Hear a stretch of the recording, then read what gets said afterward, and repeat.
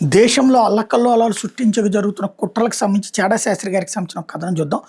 అరవింద్ గారని ట్విట్టర్‌లో ఒక అకౌంట్ ఉంది. ఆయన జ్యోతిష్యులు కాదు. కానీ గత సంఘటనలు, ప్రస్తుత సంఘటనలు విశ్లేషణ చేస్తూ, రాబోయే రోజుల్లో జరిగే సంఘటనలు అంచనా వేస్తూ, ముందుగానే హెచ్చరిస్తూ ఉంటారు. ఈయన గతంలో అలా వేసిన అంచనాలు నేను ఫాలో అయినంత వరకు దాదాపు 80% పైగా నిజమయ్యాయి.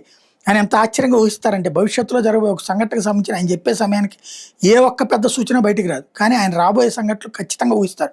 బహుశా ఆయనకి దేవుడు ఏ సిక్స్త్ సెన్స్ ఇచ్చాడేమో అని నాకు అప్పుడప్పుడు అనిపిస్తుంది. దీని గతంలో ఊహించిన కొన్ని సంఘటనల గురించి నేను పూర్వం పోస్ట్ ద్వారా రాశాను. ఆయన ఈ సంఘటనలు కొన్ని నెలల ముందు అప్పటికి ఏ సూచన లేని సమయంలో ఊహించారు. వివరాలు ఆయన వాళ్ళ మీదనే పెట్టున్నటువంటిది లెక్క చెప్పుకొచ్చారు. అందులో శ్రీలంక తరహాలో బంగ్లాదేశ్లో అల్లర్లు జరిగి ప్రభుత్వం పడిపోతుంది. శ్రీలంక, బంగ్లాదేశ్ మాదిరిగా అల్లర్లు జరిగి నేపాల్ ప్రభుత్వం మారుతుంది. ఎయిర్ ఇండియా సంస్థ మీద కుట్రలు జరుగుతాయి. ట్రంప్ ఖచ్చితంగా గెలుస్తాడు. రైట్ వింగ్ ట్రంప్కి మద్దతు ఇస్తున్నారు. కానీ ట్రంప్ డీప్ స్టేట్ మనిషి. అధికారంలోకి రాగానే భారత్ మీద 100% నుంచి 500% టారిఫ్లు పెంచుతాడు. అమెరికాకి ఇష్టం లేకపోయినా భారత్ నార్త్ కొరియాతో సంబంధాలు పెట్టుకుని రాయబారి నియమిస్తుంది. ఇరాన్ మీద అమెరికా దాడులు ఉంటాయి. అదాని 3 అంటే అదాని మీద మళ్ళీ మూడోసారి దాడి మొదలవుతుంది అని అరవింద్ గారు సెప్టెంబర్ 16వ తేదీన ఊహించారు. ఈ విషయాన్ని నేను 28 అక్టోబర్ 2020 పోస్టుగా కూడా పెట్టానని గుర్తు చేస్తున్నారు.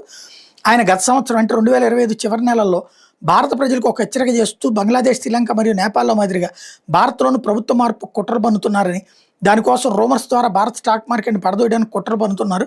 దానికి విదేశీ మీడియా సంస్థలు అయిన New York times, Bloomberg, Washington post మరియు అల్ జజీరా వంటివి ఉపయోగిస్తూ తప్పుడు వార్తలు, అనుమానాస్పద కథనాలు రాస్తూ ప్రచారం మొదలు పెడతాయి. అటువంటి వార్తలను కాంగ్రెస్ మరియు దాని అభిమానులు ముఠా మరియు మోడీ ద్వేషులు భారత్లో విపరీత ప్రచారం కల్పిస్తారు.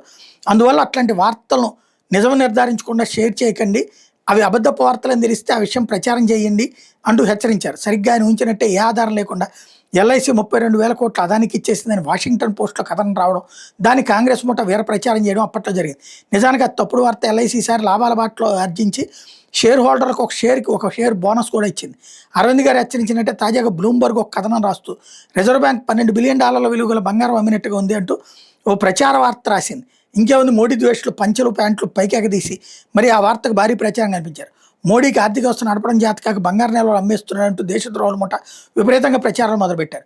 ఈ వార్త ఖండిస్తూ ప్రభుత్వం మరియు రిజర్వ్ బ్యాంక్ ఆఫ్ ఇండియా ప్రకటన విడుదల చేసి నిజానికి 2014 నుండి ఆర్బీఐ దగ్గర బంగారు నిల్వలు భారీగా పెరిగాయని వివరణ ఇచ్చింది. ఇకపోతే చాడా శాస్త్రి గారి మాట, ఫారిన్ ఎక్స్చేంజ్ లాగా బంగారం కూడా రిజర్వ్స్ మార్కెట్లో తక్కువ ఉన్నప్పుడు కొని నిల్వలను పెంచుకునేది, అంతర్జాతీయ ఒడిదుడుకులు ఉన్నప్పుడు అమ్ముకోవడానికి.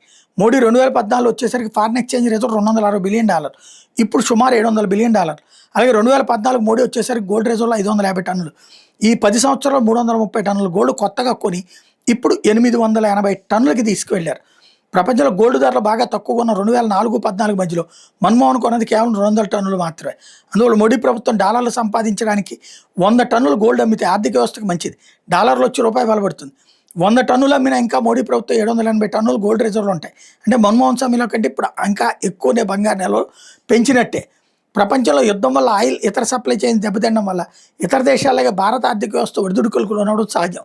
కానీ వీటిని అడ్డుపెట్టుకుని ఆర్థిక వ్యవస్థ మీద పుకార్లు వ్యాప్తి చేస్తే అంతిమంగా నష్టపోయేది మనమే.